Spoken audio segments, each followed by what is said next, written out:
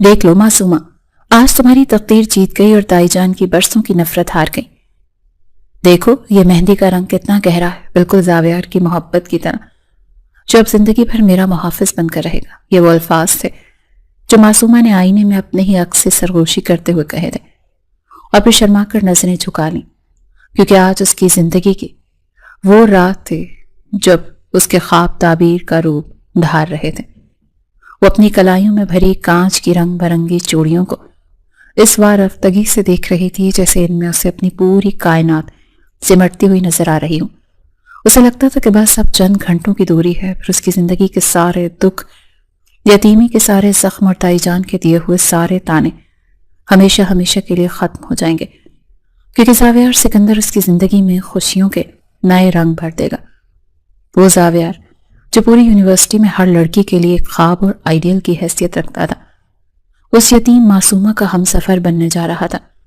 اور اس سے بڑھ کر اس کے لیے خوشی کا باعث کیا ہو سکتا تھا کہ وہ جس لڑکے کو چھپ چھپ کر دیکھا کرتی تھی آج اس کا مقدر بن چکا تھا۔ اس کے کمرے میں موتی اور گلاب کی خوشبو پھیلی ہوئی تھی، مگر اس کے دل و دماغ میں تو بس ایک ہی نام کی خوشبو رسی بسی تھی، اور وہ نام زاویار سکندر تھا۔ وہ تصور کی آنکھ سے کل کا منظر دیکھ رہی تھی جب اس سرخ جوڑے میں دلہن بنی زاویار کے پہلو میں بیٹھی ہوگی اور دنیا رشک سے اسے دیکھے گی۔ اس یقین کے ساتھ مسکرا رہی تھی کہ اس کی زندگی سے اندھیرے ہمیشہ کے لیے چھٹ جائیں گے اور روشنی ہی روشنی ہوگی، مگر وہ یہ نہیں جانتی تھی کہ تقدیر اس وقت اس کی معصومیت پر کس طرح سے قہقہا لگا رہی ہے، اور خوشی کے اس منظر کے پیچھے کیسا بھیانک سچ منہ کھولے کھڑا ہے۔ کون ہے دروازے پر؟ اس وقت یہاں کون ہو سکتا ہے؟ معصومہ جو زاویار سکندر کے بارے میں سوچتے ہوئے مسکرا رہی تھی اور مستقبل کے حسین محل تعمیر کر رہی تھی، اچانک دروازے پر ہونے والی دستک نے اسے چونکا دیا تھا۔ اس کے چہرے پر سے مسکراہٹ غائب ہو گئی اور ماتھے پر شکنیں ابھر آئیں، کیونکہ رات کے اس پہر جب گھر کے سب لوگ سو چکے تھے اور مہمان رخصت ہو چکے تھے تو اس کے کمرے کے دروازے پر دستک دینا انتہائی غیر معمولی بات تھی۔ اس نے پلٹ کر اونچی آواز میں پوچھا، مگر دوسری طرف سے کوئی جواب نہیں آیا۔ اس نے دوبارہ قدرے سختی سے پوچھا تو باہر سے ایک گھمبیر مردانہ آواز آئی، بی بی جی میں حیدر ہوں، چوکیدار۔ اور یہ سنتے ہی معصومہ کے تن بدن میں آگ لگ گئی۔ چوکیدار یہاں پر کیا کر رہا ہے؟ اسے یاد آیا کہ یہ تو نئے چوکیدار کا نام تھا جو بھی 2 دن پہلے تایا جان نے رکھا تھا، کیونکہ پرانا چوکیدار جاب چھوڑ کر جا چکا تھا۔ مگر ایک ملازم کی اتنی ہمت کہ وہ زنانہ حصے میں آ جائے، اور وہ بھی سیدھا اس کے کمرے کے باہر۔ معصومہ کا پارا تو ہائی ہو گیا۔ وہ غصے سے پیر پٹکتی ہوئی دروازے تک گئی، کیونکہ اسے اپنی تنہائی میں یہ مداخلت زہر لگی تھی۔ وہ سوچ رہی تھی کہ ابھی اس سے بدتمیز ملازم کی اچھی طرح خبر لے گی، اور دروازہ کھولتے ہی اس پر برس پڑی، تم یہاں کیا کر رہے ہو؟ تمہیں شرم نہیں آتی رات کے اس وقت گھر کی بیٹی کے کمرے کے باہر کھڑے ہوتے ہوئے؟ آپ سے ایک بات کرنی ہے بی بی جی، صرف 2 منٹ، اور خدا گواہ ہے یہ بات آپ کی زندگی بچانے کے لیے بہت ضروری ہے۔ حیدر نے اس کے غصے کو نظر انداز کرتے ہوئے انتہائی سنجیدگی سے کہا تھا، مگر معصومہ کا غصہ تو کم ہونے کے بجائے مزید بھڑک اٹھا تھا۔ تم یہاں تک کیسے آئے؟ اگر کوئی کام تھا تو باہر رشیدہ ماسی سے کہہ دیتے، وہ آ کر مجھے بتا دیتی۔ یہاں میرے کمرے تک آنے کی کیا ضرورت تھی؟ دفع ہو جاؤ یہاں سے، ورنہ میں تایا جان کو بلا لوں گی، معصومہ نے اسے حقارت سے دیکھتے ہوئے کہا تھا۔ تبھی حیدر نے ادھر ادھر دیکھتے ہوئے قدرے دبی مگر پرعزم آواز میں کہا، بی بی بات بہت ضروری ہے، اور وہ صرف میں آپ سے ہی کرنا چاہتا تھا، کیونکہ دیواروں کے بھی کان ہوتے ہیں اور میں نہیں چاہتا کہ آپ کی بدنامی ہو۔ کیا بات ہے؟ جلدی بولو ورنہ میں شور مچا دوں گی، معصومہ نے بیزاری سے کہا تو حیدر نے ایک نظر اس کے خوبصورت چہرے پر ڈالی اور سیدھا اس کی آنکھوں میں دیکھتے ہوئے بولا، بی بی صاحبہ آپ سے بات یہ کرنی ہے کہ آپ بہت بڑے دھوکے میں ہیں۔ آپ کا نکاح زاویار سکندر سے نہیں بلکہ اس کے باپ سفیان سکندر سے کیا جا رہا ہے۔ یہ الفاظ کسی ایٹم بم کی طرح معصومہ کی سماعت سے ٹکرائے تھے۔ کیا بکواس کر رہے ہو تم؟ بی بی میں جھوٹ نہیں بول رہا، سچ میں ایسا ہی ہے، آپ کے ساتھ بہت بڑا دھوکہ ہو رہا ہے۔ حیدر چوکیدار نے ایک نظر معصومہ کے معصوم چہرے کی طرف دیکھا، جو معصوم ہونے کے ساتھ ساتھ انتہا کی خوبصورت بھی تھی۔ آج وہ سجے دھجے روپ میں مہندی کا جوڑا پہنے واقعی قیامت ٹھا رہی تھی۔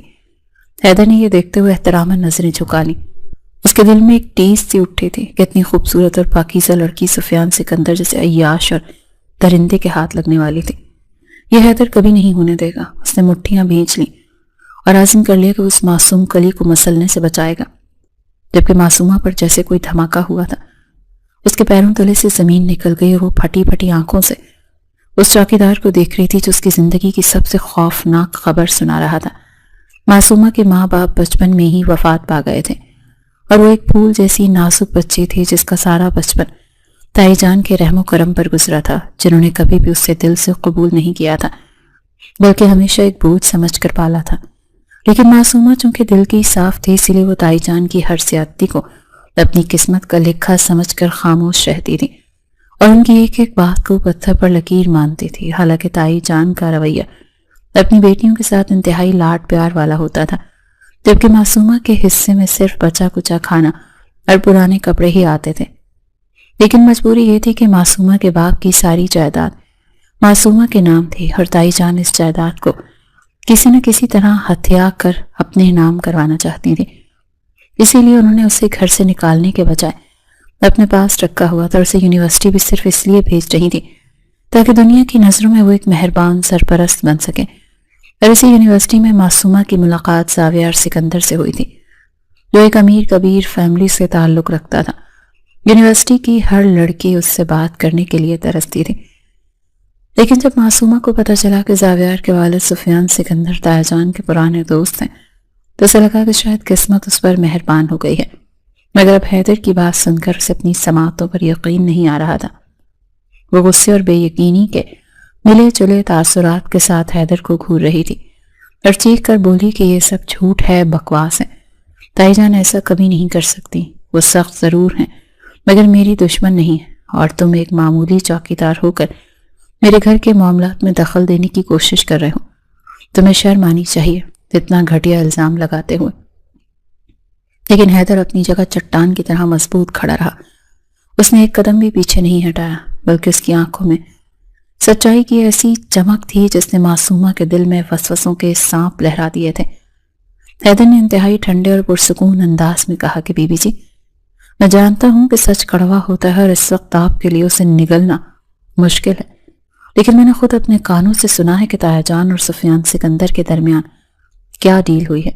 آپ کو قربانی کا بکرا بنایا جا رہا ہے تاکہ تائی جان کو منہ مانگی قیمت مل سکے اور سفیان سکندر اپنی عیاشی پوری کر سکے۔ حیدر کی ان باتوں نے معصومہ کے دماغ میں طوفان برپا کر دیا۔ وہ نفی میں سر ہلا رہی تھی مگر اس کا دل زور زور سے دھڑک رہا تھا اور اندر کہیں ایک خوفناک انجانا سا ڈر بیٹھ گیا تھا کہ کہیں یہ چوکیدار سچ تو نہیں کہہ رہا، کیونکہ تائی جان کا ماضی کا رویہ اور اچانک اس رشتے کی منظوری سب کچھ بہت مشکوک لگ رہا تھا۔ کون سا ثبوت ہے تمہارے پاس؟ معصومہ نے کانپتی ہوئی آواز میں پوچھا تھا، کیونکہ اب اس کا غصہ خوف میں بدل رہا تھا اور وہ حقیقت جاننے کے لیے تڑپ رہی تھی۔ حالانکہ اندر سے وہ دعا کر رہی تھی کہ کاش یہ سب جھوٹ ہو اور وہ صرف ایک برا خواب دیکھ رہی ہو۔ حیدر نے ادھر ادھر دیکھتے ہوئے جلدی سے اپنی جیب سے اپنا پرانا سا موبائل نکالا۔ دبی ہوئی آواز میں بولا، بی بی جی، یہاں کھڑے ہو کر میں آپ کو نہیں سنا سکتا۔ اگر یہاں کسی نے دیکھ لیا یا کسی نے سن لیا تو آپ کے ساتھ ساتھ میری بھی شامت آ جائے گی اور میری نوکری چلی جائے گی۔ اس سے بھی بڑھ کر یہ کہ پھر آپ کو بچانے والا کوئی نہیں ہوگا۔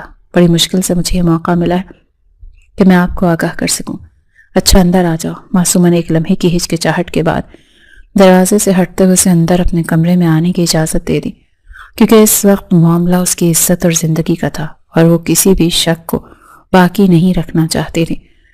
حیدر احتیاط سے چلتا ہوا کمرے کے اندر داخل ہوا اور دروازہ ہلکا سا بھیڑ دیا۔ اس نے موبائل پر ایک آڈیو فائل پلے کی اور جیسے ہی وہ آواز کمرے کی خاموشی میں گونجی، معصومہ کی آنکھیں کھلی کی کھلی رہ گئیں اور دل کسی ٹرین کی رفتار سے دھڑکنے لگا۔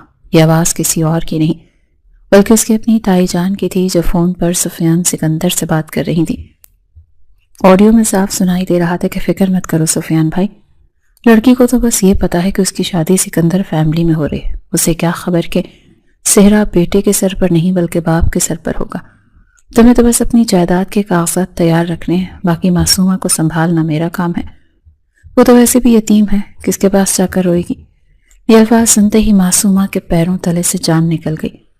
اسے لگا جیسے کمرے کی چھت اس کے سر پر آ گری ہو۔ ایسا کیسے کر سکتی ہیں تائی جان میرے ساتھ؟ وہ میرے باپ سے بھی بڑی عمر کا شخص ہے۔ تائی جان میری اس سے شادی کیسے کروا سکتے ہیں؟ معصومہ کے منہ سے بے اختیار سسکی نکلی۔ اس کا وہم و گمان بھی اس حد تک نہیں جا سکتا تھا کہ اس کے اپنے خون کے رشتے اس کا سودا اتنی بے دردی سے کریں گے۔ وہ جسے اپنی زندگی کا سب سے خوبصورت موڑ سمجھ رہی تھی، وہ اصل میں ایک اندھی کھائی تھی جس میں اسے دھکا دیا جا رہا تھا، اور وائس نوٹ نے اس کے خوابوں کے محل کو لمحوں میں مسمار کر دیا تھا، اور اب وہاں صرف دھوکے اور فریب کا ملبہ پڑا تھا جس کے نیچے وہ خود کو دبا ہوا محسوس کر رہی تھی۔ اس وقت معصومہ کو اندازہ ہو گیا کہ اس کی زندگی کا سب سے بڑا دھوکا صرف دھوکا نہیں بلکہ اس کی عزت اور آبرو کا سوال تھا۔ وہ ٹوٹی ہوئی ٹہنی کی طرح لرزتی ہوئی وہیں بیٹھ کے کنارے پر بیٹھ گئی، اور اس کی آنکھوں سے آنسوؤں کا سیلاب جاری ہو گیا جو تھمنے کا نام نہیں لے رہا تھا۔ اب میں کیا کروں؟ اس نے روتے ہوئے بے بسی سے اپنے دونوں ہاتھوں میں چہرہ چھپا لیا۔ اس کے سامنے اندھیرا ہی اندھیرا تھا کیونکہ کل صبح بارات آنے والی تھی اور اس کے پاس بچنے کا اب کوئی بھی راستہ نہیں تھا۔ حیدر نے گہری نظر اس معصوم چہرے والی لڑکی کی طرف دیکھا جو چند لمحے پہلے تک دلہن بننے کے خواب دیکھ رہی تھی اور اب لٹی پٹی بیٹھی تھی۔ حیدر کے دل میں ایک عجیب سی ہمدردی اور ذمہ داری کا احساس بیدار ہوا۔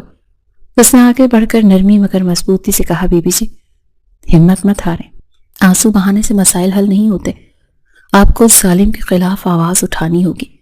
لیکن معصومہ نے مایوسی سے سر اٹھایا اور بھیگی ہوئی آواز میں بولی، کون سنے گا میری آواز؟ میں ایک یتیم لڑکی ہوں اور میرا تو کوئی سہارا بھی نہیں۔ تایا جان اور دائی جان ہی میرے سرپرست ہیں، اگر وہی مجھے بیچ رہے ہیں تو میں کس کے پاس جاؤں؟ حیدر نے اس کی بے بسی کو محسوس کرتے ہوئے عزم سے کہا، آپ کا محافظ اللہ، اور جب تک میں یہاں ہوں میں آپ کا سودا نہیں ہونے دوں گا۔ میں صرف ایک چوکیدار نہیں ہوں، میں ایک انسان بھی ہوں، اور میری غیرت یہ گوارا نہیں کرتی کہ ایک معصوم لڑکی کی زندگی برباد ہو جائے۔ آپ کو میرے ساتھ تعاون کرنا ہوگا، ہم دایا جان کے سامنے انکار کریں گے یا پھر یہاں سے بھاگ جائیں گے۔ لیکن معصومہ خوف زدہ تھی، اسے سمجھ نہیں آ رہا تھا کہ وہ ایک اجنبی چوکیدار پر کیسے بھروسہ کرے، مگر اس کے پاس ڈوبتے کو تنکے کے سہارا کے مصداق کوئی راستہ بھی تو نہیں تھا۔ وہ بھی کچھ فیصلہ کرنے ہی والی تھی کہ باہر قدموں کی چاپ سنائی تھی اور حیدر فوراً چوکنا ہو گیا۔ دونوں کے چہروں پر ہوائیاں اڑنے لگیں کیونکہ اگر اس وقت انہیں کوئی ساتھ دیکھ لیتا تو قیامت آ جاتی، مگر شاید قیامت آنے ہی والی تھی اور انہیں خبر بھی نہ ہوئی۔ اتنی ہی دیر میں چھٹ سے دروازہ کھلا، اور دروازہ کھلنے کی آواز تھی کسی طوفان کے آنے کا پیش خیمہ کہ معصومہ کا دل دہل کر حلق میں آ گیا، اور پیچھے سے آنے والی آواز نے تو جیسے اس کے وجود میں سنسنی سی دوڑا دی تھی، تم کچھ نہیں کرو گی، اور اگر کچھ کریں گے تو وہ ہم کریں گے، وہ بھی اس 2 ٹکے کے نوکر کے ساتھ، تمہارا نکاح جس کے ساتھ تم رات کے اس پہر رنگ رلیاں بنا رہی تھی۔ یہ الفاظ سائی جان کے منہ سے نکلے تھے جو کسی ناگن کی طرح پھن پھیلائے دروازے میں کھڑی تھی، اور اس کی آنکھوں میں ایک ایسی شاطرانہ چمک تھی جسے انہیں منہ مانگی مراد مل گئی ہو۔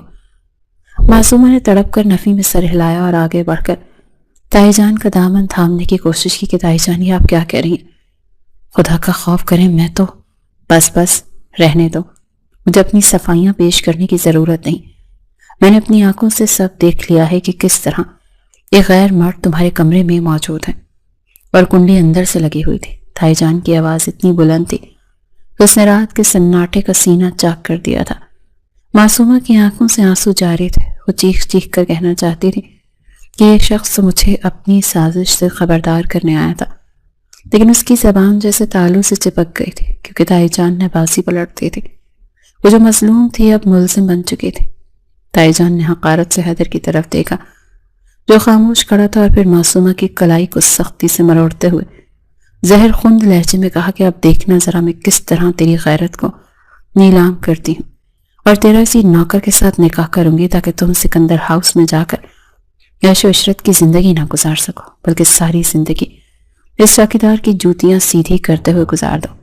تائی جان نے فوراً شور مچا کر گھر کے باقی لوگوں کو اکٹھا کرنا شروع کر دیا، اور معصومہ کسی بے جان گڑیا کی طرح فرش پر بیٹھی اپنی بربادی کا تماشا دیکھ رہی تھی۔ اسے یقین نہیں آ رہا تھا کہ جو عورت اسے ماں بن کر پالنے کا دعویٰ کرتی تھی وہ اس حد تک گر سکتی ہے کہ اپنی ہی بھتیجی کی عزت پر اتنا گھٹیا داغ لگا دے۔ دیکھتے ہی دیکھتے پورا خاندان وہاں جمع ہو چکا تھا۔ تائی جان، سفیان، سکندر اور گھر کے دیگر ملازمین سب حیرت اور تجسس سے اس منظر کو دیکھ رہے تھے۔ تائی جان نے سب کو مخاطب کرتے ہوئے چیخ کر کہا، دیکھ لو سب لوگ، یہ ہیں اس لڑکی کے کرتوت، جیسی ماں ویسی بیٹی، ماں والے کام اس نے شروع کر دیے ہیں۔ خون کا اثر کبھی نہ کبھی تو رنگ دکھاتا ہی ہے۔ یہ جملہ معصومہ کے دل پر خنجر کی طرح سے لگا تھا۔ وہ اپنی تذلیل تو برداشت کر سکتی تھی، مگر اپنی مرحوم ماں کے کردار پر انگلی اٹھتے دیکھ کر اس کا ضبط ٹوٹ گیا۔ وہ تڑپ کر اٹھی اور چیخ کر بولی، بس تائی جان، میری ماں کے لیے ایک لفظ مت بولیے گا۔ وہ پاکیزہ تھی اور میں بھی پاکیزہ ہوں۔ آپ جھوٹ بول رہی ہیں، یہ سب آپ کا ڈرامہ ہے۔ لیکن تائی جان نے اسے بولنے کا موقع ہی نہیں دیا اور ایک زوردار تماچا اس کے رخسار پر رسید کیا، جس کی گونج پورے ہال میں سنائی دی۔ ہاں ہاں، بہت پاکیزہ تھی نا تیری ماں بھی اور تو بھی، اسی لیے رات کے اس پہر ایک نوکر کے ساتھ بند کمرے میں پائی گئی ہوں۔ اب میں اس بے غیرتی کو اپنے گھر میں مزید برداشت نہیں کر سکتی۔ فیصلہ ہو چکا ہے، ابھی اور اسی وقت اس کا اسی نوکر کے ساتھ نکاح کروایا جائے گا جس کے ساتھ یہ رنگ رلیاں منا رہی تھی۔ حیدر جب تو خاموش تماشائی بنا کھڑا تھا، اس ظلم پر اس کا خون کھول اٹھا۔ وہ آگے بڑھا اور بولنے ہی والا تھا کہ میری بات سنے، ایسا کچھ نہیں ہے، لیکن تایا جان نے اسے وہیں روک دیا اور غصے سے آگے بڑھ کر حیدر کا گریبان کو جھنجھوڑتے ہوئے بولے، تم نوکر ہو کر اس گھر کی بیٹی کے کمرے تک پہنچ گئے؟ تمہاری اتنی اوقات؟ یہ کہتے ہوئے تایا جان نے ایک زوردار تھپڑ حیدر کے منہ پر رسید کیا۔ حیدر کی آنکھوں میں غصے کی لہر دوڑ گئی۔ اس نے اپنی مٹھیاں اس زور سے بھینچیں کہ ناخن گوشت میں پیوست ہو گئے۔ وہ چاہتا تو ایک لمحے میں اپنی اصلیت بتا کر سب کو خاموش کروا سکتا تھا، مگر اس وقت اسے صرف اور صرف معصومہ کو بچانے کے ساتھ ساتھ اپنا مشن بھی پورا کرنا تھا۔ اگر وہ ابھی بول پڑتا تو معصومہ کی جان کو خطرہ ہو سکتا تھا، اسی لیے اس نے وہ تھپڑ کھا لیا اور زہر کا گھونٹ پی کر رہ گیا، کیونکہ وہ جانتا تھا کہ معصومہ کو اس جہنم سے نکالنے کا واحد راستہ یہی نکاح ہے، جو بظاہر ایک سزا ہے لیکن در حقیقت ایک پناہ گاہ ثابت ہوگا۔ نکاح کا منظر انتہائی بھیانک اور گھٹن زدہ تھا۔ مولوی صاحب کو ہنگامی بنیادوں پر بلایا گیا تھا۔ سفیان سکندر ایک طرف کھڑا تھا اور اس کے چہرے پر شدید غصہ اور ناگواری تھی، کیونکہ وہ جانتا تھا کہ اس کے ہاتھ سے شکار نکل چکا ہے، لیکن وہ اس وقت کچھ کر بھی نہیں سکتا تھا، کیونکہ تائی جان نے معاملہ عزت اور غیرت کا بنا دیا تھا، اور اگر وہ اب کچھ بولتا تو اس کی اپنی بدنامی کا ڈر تھا، اسی لیے وہ دانت پیس کر رہ گیا اور اپنی شکست کو اپنی آنکھوں کے سامنے دیکھ رہا تھا۔ معصومہ کا سر جھکا ہوا تھا اور وہ مسلسل رو رہی تھی۔ اس کے آنسو اور اس کی مہندی لگے ہاتھوں پر گر رہے تھے اور مہندی کا رنگ دھندلا رہا تھا۔ اسے لگا کہ اس کی زندگی ختم ہو گئی ہے۔ وہ ایک محل کی رانی بنتے بنتے ایک چوکیدار کی بیوی بننے جا رہی تھی۔ تائی جان کی فتح مندانہ مسکراہٹ معصومہ کے دل کو چھلی کر رہی تھی۔ جب مولوی صاحب نے اسے ایجاب و قبول کا پوچھا تو اس کی آواز حلق میں اٹک گئی، مگر تائی جان کی سخت نگاہوں نے اسے مجبور کر دیا اور اس نے دبی ہوئی سسکیوں کے ساتھ قبول ہے کہہ دیا، اور اسی لمحے حیدر نے بھی قبول ہے کہہ کر اس سودے پر مہر لگا دی۔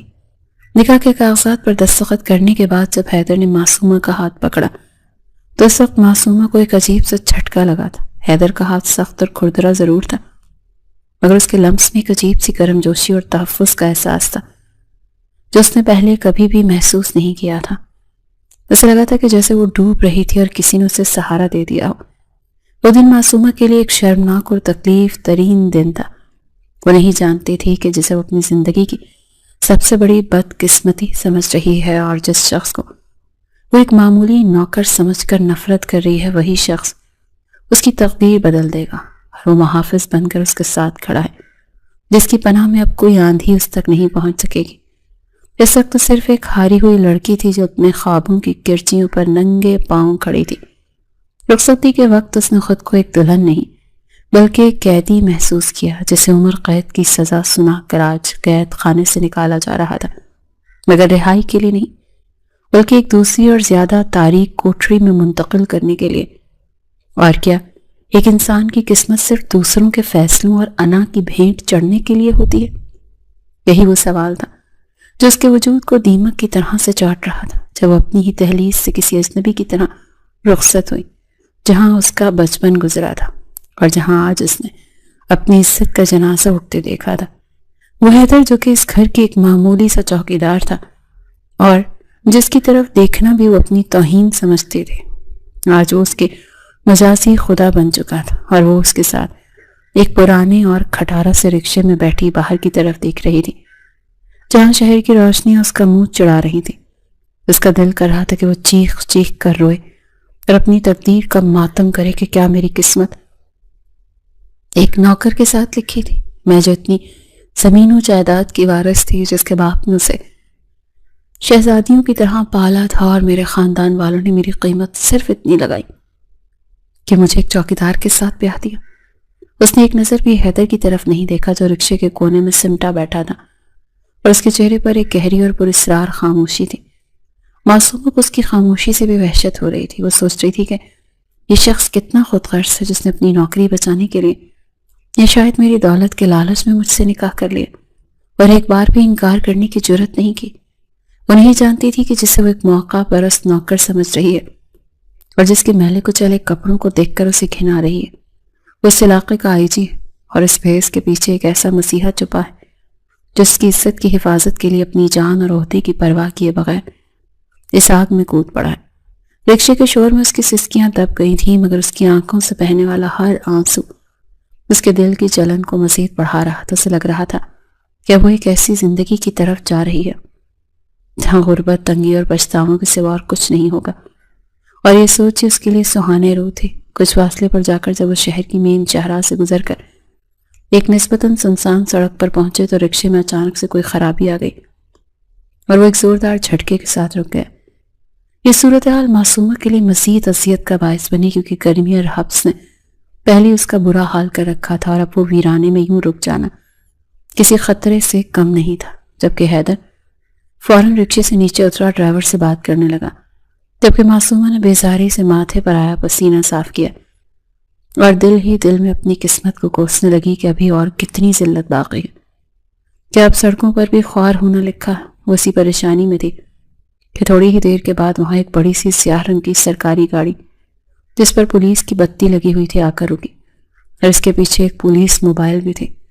معصومہ کا دل خوف سے دھک دھک کرنے لگا۔ اسے لگا شاید پولیس والے رکشے کو روک کر تلاشی لیں گے یا انہیں تنگ کریں گے، کیونکہ عام طور پر پولیس کا رویہ غریبوں کے ساتھ ایسا ہی ہوتا ہے۔ اور اس وقت وہ ایک معمولی رکشے میں سوار تھی۔ وہ صحن پر سیٹ کے پیچھے چھپنے کی کوشش کرنے لگی، مگر اگلے ہی لمحے جو منظر اس نے دیکھا اس نے اس کی آنکھوں کو پتھرا دیا۔ گاڑی کا دروازہ کھلا اور اس میں سے ایک روبدار شخصیت کا مالک پولیس افسر باہر نکلا، جس کے کاندھوں پر لگے بیچز اس کے اعلیٰ عہدے کا پتہ دے رہے تھے، اور یہ ایس پی ہاشم تھے، جو اس علاقے کے جانے مانے افسر تھے۔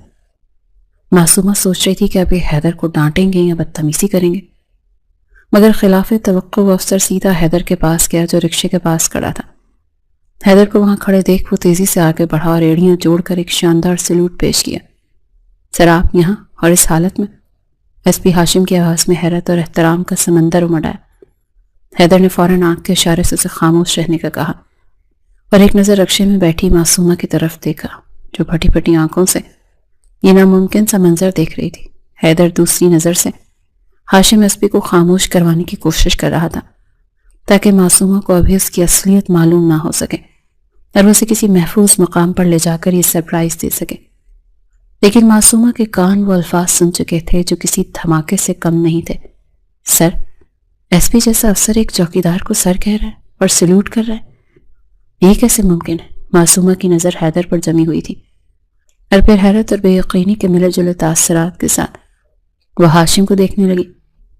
ایس پی ہاشم کا حیدر کو یوں سلیوٹ کرنا اور حیدر کا وہ پر اعتماد انداز میں اچانک اس کے وجود میں آ گیا۔ وہ چوکیدار والا جھکا ہوا کاندھا اور عاجزانہ لہجہ اچانک غائب ہو چکا تھا، اور اس کی جگہ ایک کمانڈنگ اور باروب شخصیت نے لے لی تھی۔ وہ حیران تھی کہ حیدر کون ہے؟ یہ کوئی معمولی انسان نہیں ہو سکتا۔ تبھی ہاشم نے حیدر کے اشارے کو نظر انداز کرتے ہوئے یا شاید اپنی عادت سے مجبور ہو کر دوبارہ کہا، سر، یہ قائچی اور رکشے میں سوار، یہ ہمارے لیے تو ڈوب مرنے کا مقام ہے۔ پلیز آپ گاڑی میں چلیں سر، ہم آپ کو ایکسکورٹ کریں گے۔ حیدر نے گہری سانس لی، کیونکہ وہ جان چکا تھا کہ اب راز چھپانا ممکن نہیں رہا۔ اس نے سنجیدگی سے ہاشم کی طرف دیکھا اور بھاری لہجے میں حکم دیا، ٹھیک ہے ایس پی ہاشم، آپ دوسری گاڑی منگوائیں، میرے ساتھ میری وائف ہیں اور انہیں مکمل پروٹوکول کے ساتھ گھر لے جایا جائے۔ حیدر کے منہ سے یہ الفاظ سن کر وہ ٹھٹکی تھی، وائف؟ اس سے بھی بڑھ کر جو لفظ اس کے دماغ میں ہتھوڑے کی طرح بج رہا تھا وہ تھا آئی جی حیدر۔ آئی جی ہے اس علاقے کا انسپکٹر جنرل پولیس؟ اس وقت وہ معصومہ کے اندر جیسے کچھ ٹوٹا، وہ تمام نفرت، وہ تمام حقارت اور وہ تمام سوچیں جو اس نے حیدر کے بارے میں قائم کر رکھی تھی، وہ ایک ہی لمحے میں زمین بوس ہو گئی تھی، جسے وہ ایک نوکر سمجھ رہی تھی اور جس کے ساتھ شادی کو وہ اپنی توہین سمجھ رہی تھی۔ وہ تو ایک بہت بڑا افسر تھا، اتنا بڑا افسر کہ طاہر جان جیسے لوگ بھی اس کے سامنے کھڑے ہونے کی جرت نہ کریں۔ یہ انکشاف اتنا بڑا تھا کہ معصومہ کا تو دماغ ہی معاف ہو گیا۔ اسے لگا وہ بھاگتے میں کوئی خواب دیکھ رہی ہے، اسے لگا وہ جاگتے میں کوئی خواب دیکھ رہی ہے۔ حیدر نے آگے بڑھ کر رکشے کا پردہ ہٹایا اور اپنا ہاتھ معصومہ کی طرف بڑھایا، مگر اس بار اس کا انداز ایک ملازم کا نہیں بلکہ ایک شوہر اور ایک محافظ کا تھا۔ آئیں بیگم صاحبہ، گاڑی آ گئی۔ اس کے لہجے میں وہی ٹھہراؤ تھا مگر اب اس میں اختیار کی گونج تھی۔ معصومہ نے کانپتے ہاتھوں سے اس کا ہاتھ تھاما تو اسے محسوس ہوا کہ یہ ہاتھ کسی کمزور انسان کا نہیں بلکہ ایک طاقتور محافظ کا ہے جو اسے دنیا کے ہر طوفان سے بچا سکتا ہے۔ وہ ایک بڑی سی سیاہ گاڑی میں جس کے آگے اور پیچھے پولیس کی گاڑیاں پروٹوکول دے رہی تھی، شہر کے سب سے پوش علاقے میں واقع ایک وسیع و عریض بنگلے کے گیٹ سے اندر داخل ہوئی تھی، جہاں چاروں طرف پھیلی ہوئی روشنیوں اور سبزہ نے رات کی تاریکی کو نگل لیا، اور یہ منظر معصومہ کے لیے کسی عجوبے سے کم نہیں تھا، کیونکہ ابھی کچھ دیر پہلے تک وہ خود کو دنیا کی بدقسمت ترین لڑکی سمجھ رہی تھی جو ایک چوکیدار کے ساتھ رکشے میں دھکے کھا رہی تھی۔ مگر پلک جھپکتے ہی تقدیر نے ایسی پاسی پلٹی کہ وہ اب ایک محل جیسی عمارت کے پورچ میں اتر رہی تھی، جہاں باورچی ملازم قطار باندھے کھڑے تھے، اور حیدر کی گاڑی سے اترتے ہی سب نے بیک وقت جھک کر اسے سلام کیا تھا۔ حیدر کا انداز اب مکمل طور پر بدل چکا تھا۔ وہ رکشے والا حیدر نہیں تھا بلکہ ایک بااختیار افسر تھا جس کے قدموں کی چاپ میں بھی حکم اور دبدبا تھا۔ اس سے آگے بڑھ کر گاڑی کا دروازہ کھولا اور معصومہ کو اترنے کا اشارہ کیا۔ معصومہ جو ابھی تک سکتے کے عالم میں تھی، لرزتے قدموں کے ساتھ نیچے اتری تو اس کی مہندی والے سوٹ کے گوٹے کناری روشنی میں چمک اٹھے، مگر اس کی آنکھوں میں جو حیرت اور بے یقینی کی چمک تھی وہ اسے کہیں زیادہ تیز تھی۔ اس نے سر اٹھا کر اس عالی شان بنگلے کو دیکھا جو آئی جی حیدر کی رہائش گاہ تھی، اور پھر حیدر کی طرف دیکھا جو انتہائی وقار کے ساتھ اسے اندر جانے کا راستہ دے رہا تھا۔ حیدر کا ٹھاٹ باٹ اور اس کے گھر میں نوکر چاکر دیکھ کر اس وقت معصومہ کو اپنی قسمت پر یقین نہیں آ رہا تھا۔ اسے لگا کہ شاید وہ ابھی نیند سے جاگے گی اور خود کو اسی ٹوٹی ہوئی چارپائی پر پائے گی، مگر یہ خواب نہیں تھا، یہ ایک ایسی حقیقت تھی جس نے اس کے حواس چھین لیے۔ وہ قالین پر چڑھتی ہوئی اندر داخل ہوئی جہاں فانوس کی روشنیاں اس کا استقبال کر رہی تھی۔ اسے اپنی ذات بہت حقیر محسوس ہونے لگی کہ وہ جس شخص کو اپنی جوتی کے برابر بھی نہیں سمجھ رہی تھی وہ تو آسمان کا تارا نکلا۔ حیدر اسے لے کر ایک وسیع لاؤنج سے گزرتا ہوا ایک پرسکون کمرے کی طرف آیا اور اشارے سے ملازمین کو جانے کا حکم دیا۔ جب کمرے میں صرف وہ دونوں رہ گئے تو حیدر نے ایک گہری سانس لی اور کرسی کی طرف اشارہ کرتے ہوئے معصومہ سے کہا کہ وہ بیٹھ جائے، مگر معصومہ تو بت بنی کھڑی رہی۔ اس کے اندر سوالوں کا ایک طوفان تھا جو اب باہر آنے کے لیے مچل رہا تھا۔ آپ کون ہیں اور یہ سب کیا ہے؟ آپ نے مجھ سے جھوٹ کیوں بولا؟ اگر آپ اتنے بڑے افسر تھے تو وہاں چوکیدار بن کر کیوں آئے تھے؟ معصومہ کی آواز میں شکوہ اور حیرت دونوں شامل تھے۔ حیدر نے اس کے سامنے کھڑے ہو کر سنجیدگی سے جواب دیا، تم یہاں سے پرسکون رہو معصومہ، اور میں اس وقت تک تمہیں اپنے ساتھ رکھوں گا جب تک تمہیں مکمل انصاف نہیں مل جاتا اور وہ ظالم اپنے انجام کو نہیں پہنچ جاتے۔ میرا مقصد سفیان سکندر کو اس کے منطقی انجام تک پہنچانا تھا۔ وہ صرف ایک امیر بزنس مین نہیں بلکہ وہ انسانوں کا سوداگر ہے۔ وہ معصوم لڑکیوں کی زندگیوں سے کھیلتا ہے اور انہیں بیرون ملک سمگل کرتا ہے۔ مجھے اس کے خلاف ثبوت چاہیے تھے اور میں اپنے محکمے کے کسی آدمی پر یقین نہیں کر سکتا تھا کیونکہ اس کے ہاتھ بہت لمبے ہیں، اسی لیے مجھے خود بھیس بدل کر اس کے گھر میں گھسنا پڑا تاکہ میں اس کی رگ رگ سے واقف ہو سکوں اور ثبوت اکٹھے کر سکوں۔ لیکن وہاں جا کر مجھے معلوم ہوا کہ اس بار اس کا شکار کوئی اور نہیں بلکہ تم۔ اس نے تمہارے تایا جان کے ساتھ ڈیل کی تھی کہ وہ نکاح کے نام پر تمہیں وہاں سے لے جائے گا اور پھر آگے بیچ دے گا، کیونکہ تمہارے نام کی جائیداد تو وہ پہلے ہی ہڑپ کر چکے تھے۔ اب انہیں تمہاری جان کا سودا کرنا تھا۔ حیدر کی یہ باتیں سن کر معصومہ کے دل کی دھڑکن تیز ہو گئی۔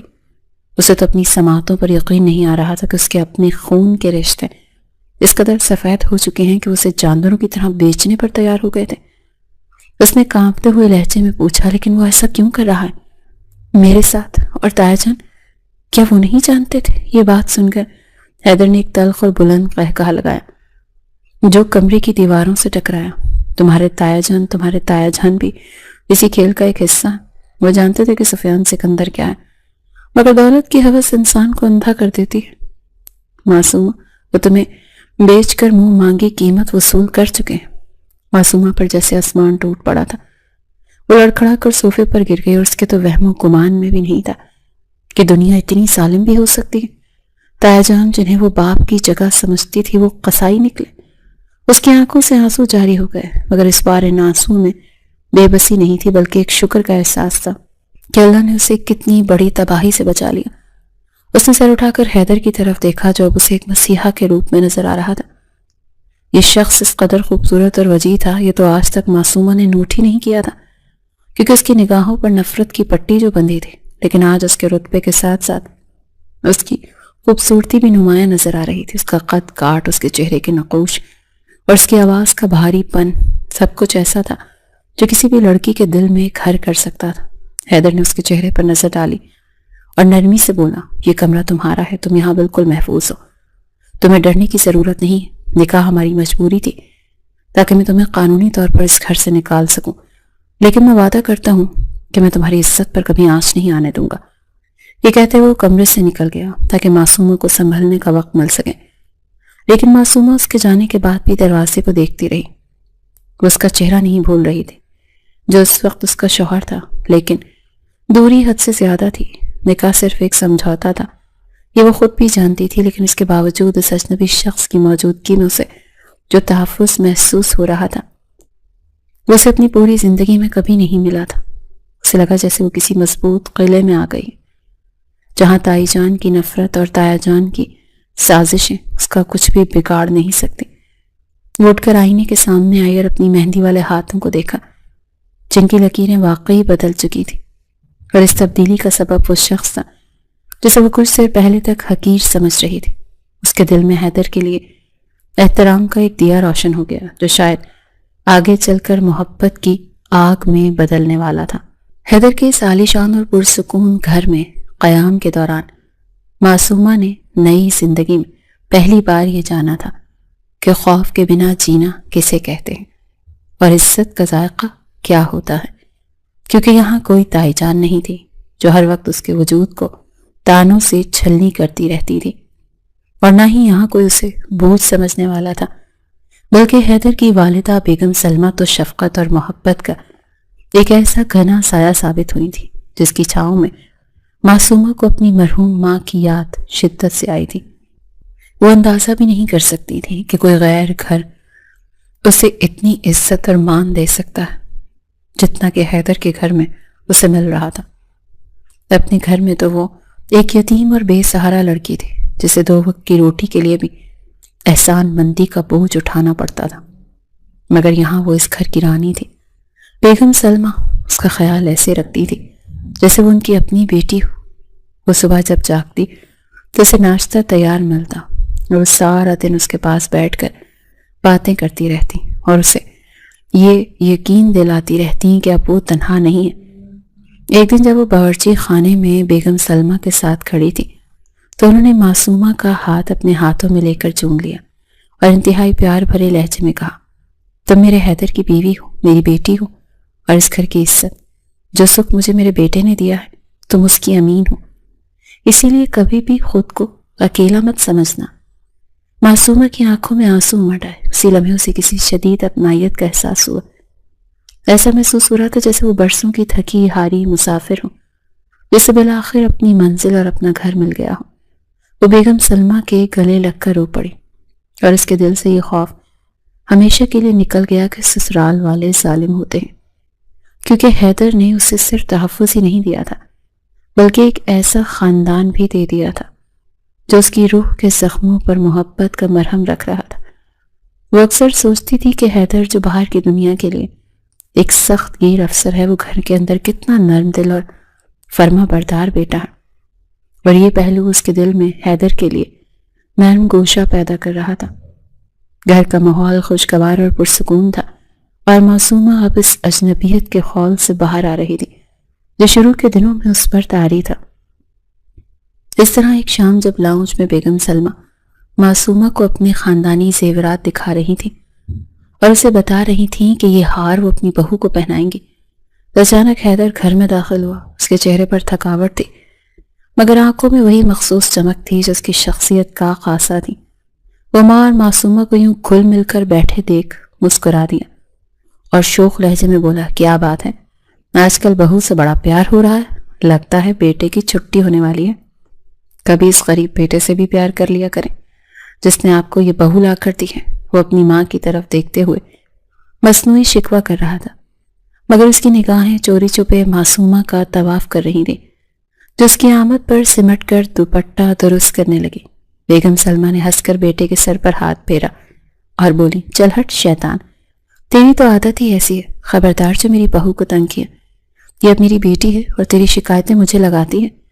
حیدر نے شرارت سے ابرو اچکایا اور معصومہ کی طرف دیکھتے ہوئے چھیڑنے والے انداز میں بولا، اچھا تو میری شکایتیں لگائی جاتی ہیں، پہلے ذرا بہو بیگم سے پوچھ تو لیں کہ وہ آپ کی بہو بننے کے لیے تیار بھی ہے یا نہیں، یا پھر ابھی تک مجھے وہ کھٹارا رکشے والا چوکیدار ہی سمجھ رہی ہیں۔ حیدر کا یہ جملہ سیدھا معصومہ کے دل پر لگا تھا۔ وہ بری طرح سے چھینپ گئی اور حلق سے تھوک نگلتے ہوئے نظریں جھکا گئی۔ اس کا چہرہ شرم سے سرخنار ہو گیا تھا۔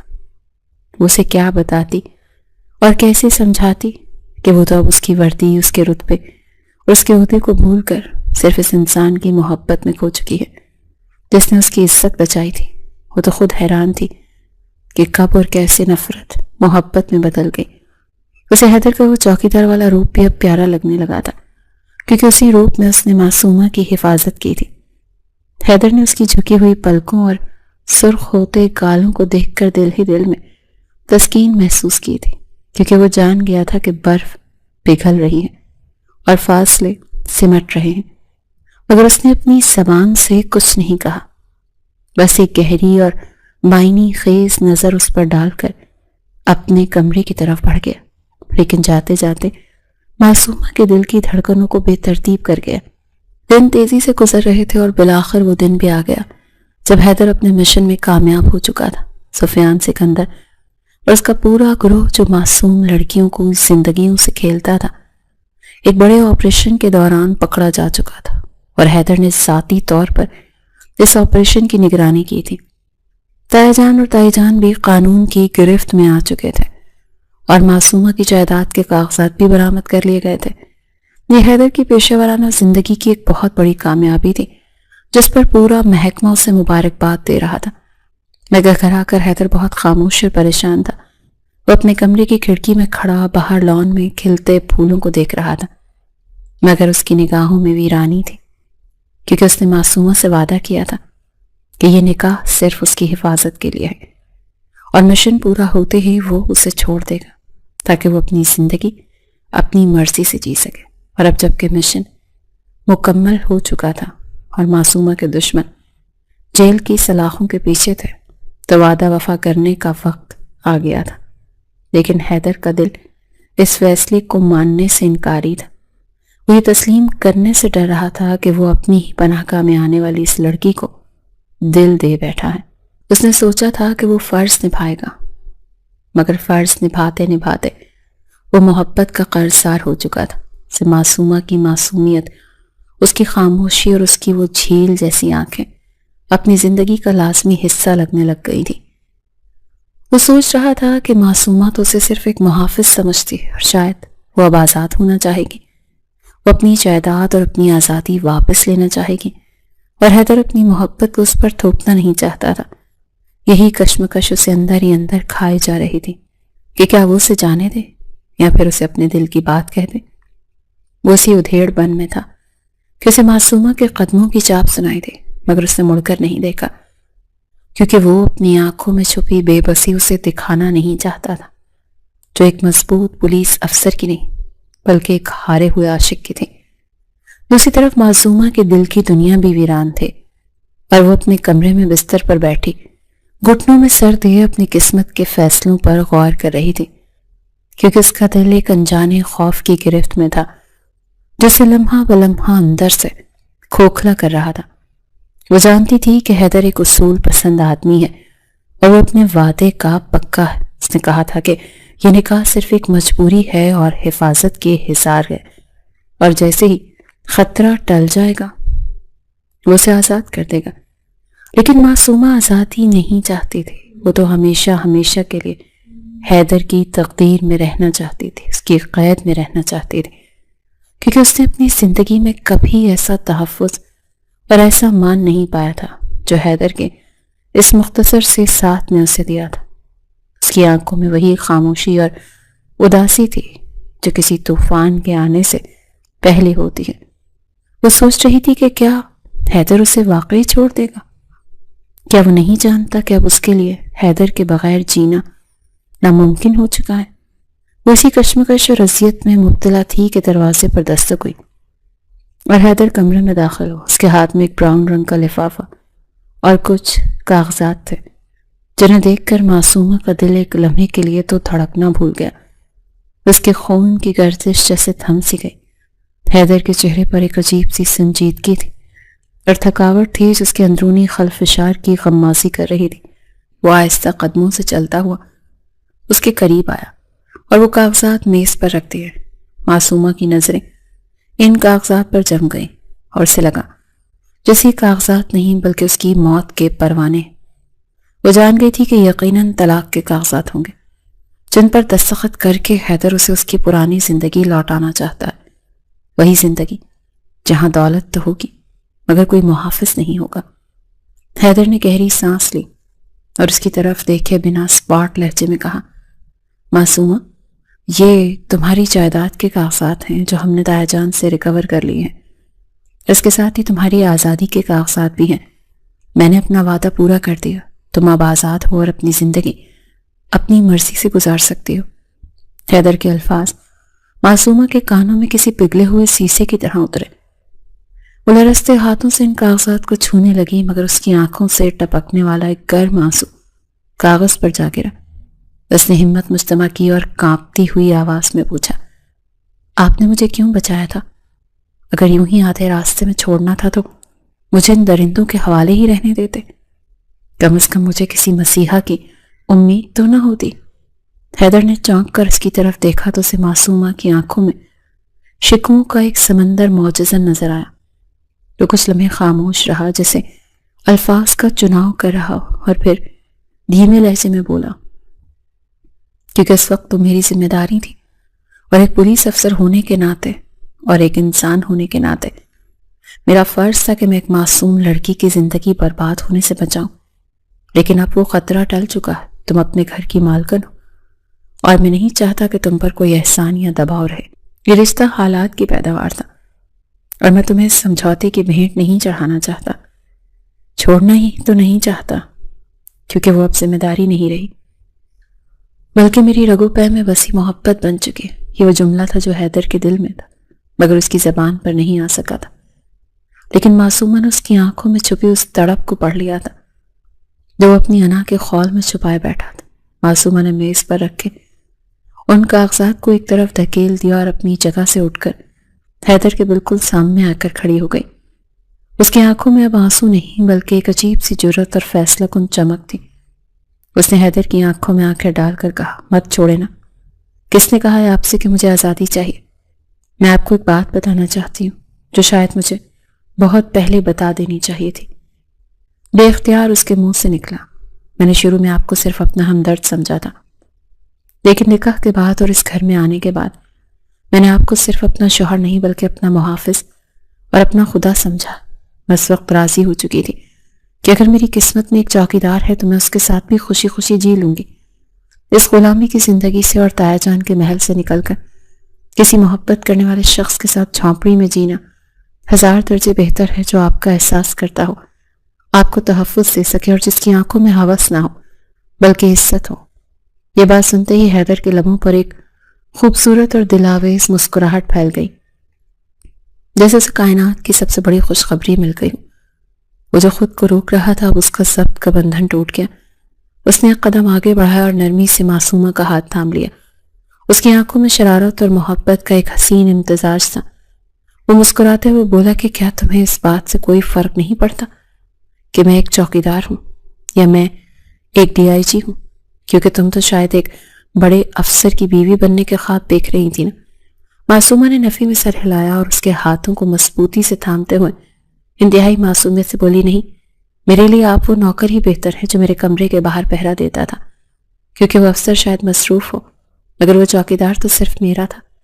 حیدر نے اس کی اس بات پر ایک زوردار قہقہہ لگایا جس سے کمرے کی فضا میں موجود ساری کشیدگی ایک دم سے دم توڑ گئی۔ ہاں، وہ تو میں دیکھ رہا ہوں کہ اب تم پوری زندگی کے لیے مجھے اپنا نوکر بنانے والی ہو، اور یقین کرو مجھے یہ غلامی اس افسری سے زیادہ عزیز ہے۔ اس نے شرارت سے اسے اپنے قریب کرتے ہوئے یہ الفاظ بولے تو معصومہ شرم سے لال پیلی ہو گئی اور اپنا چہرہ چھپانے لگی۔ حیدر نے اس کے ہاتھوں کو ہٹا کر اس کا چہرہ اوپر کیا اور انتہائی جذباتی لہجے میں کہا، میں ڈر رہا تھا معصومہ کہ کہیں تم مجھے رد نہ کر دو۔ میں اپنی محبت کو تم پر تھوپنا نہیں چاہتا تھا، لیکن آج تم نے اقرار کر کے مجھے دنیا کا امیر ترین شخص بنا دیا ہے۔ یہ کاغذات اب ردی کا ٹکڑا ہے، کیونکہ اصل فیصلہ تو دلوں کی عدالت میں ہو چکا ہے۔ کچھ دن بعد ہی ان دونوں کے ولیمے کا بہت بڑا فنکشن رکھا گیا جس میں شہر کی تمام بڑی شخصیات مدعو تھی۔ پورا بنگلہ رنگ برنگی روشنی اور تازہ پھولوں سے دلہن کی طرح سجایا گیا تھا۔ فضا میں موسیقی اور خوشبوؤں کا ایک سحر انگیز امتزاج تھا۔ ہر طرف مبارکبادوں کا شور تھا، مگر ان سب روشنیوں کے درمیان جو سب سے روشن ستارہ تھا وہ معصومہ تھی، جو سرخ اور سنہری رنگ کے عروسی جوڑے میں ملبوس واقعی قیامت ٹھا رہی تھی۔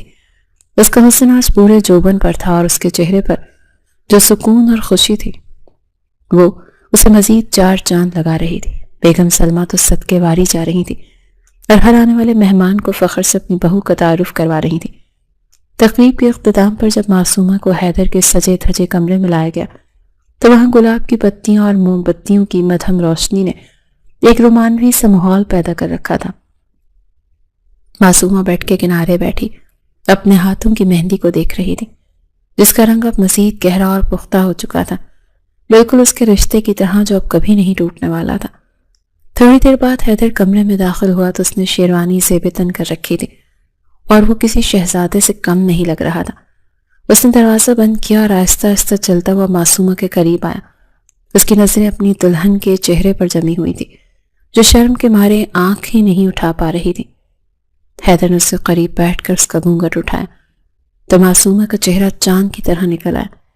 حیدر نے اس کے ماتھے پر بوسہ دیا اور سرگوشی کے انداز میں بولا، آج تم نے ثابت کر دیا کہ محبت عہدوں اور دولت کی محتاج نہیں ہوتی، یہ صرف خلوص مانگتی ہے۔ میں وعدہ کرتا ہوں کہ میں ساری زندگی تمہارا محافظ بن کر رہوں گا اور کبھی تمہاری آنکھوں میں آنسو نہیں آنے دوں گا۔ معصومہ نے بھیگی پلکوں کے ساتھ اوپر دیکھا اور دھیرے سے مسکرا دی۔ پھر حیدر نے اسے اپنے بازوں کے حصار میں سمیٹ لیا اور معصومہ نے سکون سے اپنا سر اس کے سینے پہ رکھ دیا جہاں اب صرف اس کے نام کی دھڑکنیں گونج رہی تھی۔ حیدر نے اس کے کان میں جھک کر کہا، آئی لو یو، اور معصومہ نے آنکھیں بند کر لی کیونکہ اسے اپنی دنیا مکمل ہوتی محسوس ہو رہی تھی۔ باہر آسمان پر چاند اپنی پوری آب و تاب کے ساتھ چمک رہا تھا جیسے وہ بھی ان کی محبت کی گواہی دے رہا ہو، اور یہ کہانی جو ایک سازش اور دھوکے سے شروع ہوئی تھی اپنے انجام کو پہنچ کر ایک لاسوال محبت کی داستان بن چکی تھی۔ سچ ہے کہ جوڑے آسمانوں پر بنتے ہیں اور جسے اللہ رکھنا چاہے اسے کوئی مٹا نہیں سکتا۔